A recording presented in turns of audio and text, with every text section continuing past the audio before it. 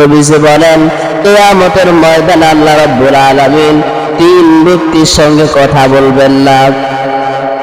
এক নম্বরে আল্লাহ পাক তার দিকে তাকাবেন না।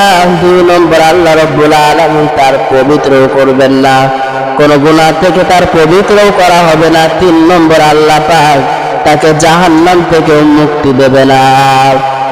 এখন এই তিন শ্রেণীর লোক কারা?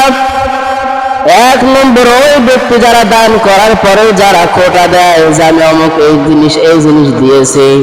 আল্লাহ পাক বলেন যারা এরকম করবে কিয়ামতের ময়দানে আমি আল্লাহ রাব্বুল আলামিন তাদের দিকে তাকাবো না।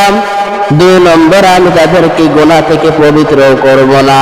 তিন নম্বর আমি আল্লাহ রাব্বুল আলামিন তাদেরকে জাহান্নাম থেকেও মুক্তি দেব না। দুই নম্বর ওই ব্যক্তি যারা টাকনুর নিচে লুঙ্গি অথবা পায়জামা অথবা প্যান্ট যারা পরে, আল্লাহ পাক বলেন আমি কিয়ামতের ময়দানে তাদের দিকে তাকাবো না। দুই নম্বর আমি আল্লাহ পাক তাদেরকে পবিত্র করব না। তিন নম্বর আমি আল্লাহ রাব্বুল আলামিন তাদেরকে জাহান্নাম থেকে মুক্তি দেব না। তিন নম্বর ওই ব্যক্তি যারা কোনো জিনিস বিক্রি করার পরে মিথ্যা কথা বলে, মানুষের কাছে ধোঁকা দিয়ে বিক্রি করে, আল্লাহ পাক বলেন কিয়ামতের ময়দানে আমি তাদের দিকে তাকাবো না, তাদেরকে পবিত্র করব না, আবার তাদেরকে কি জাহান্নাম থেকে মুক্তিও দেব না।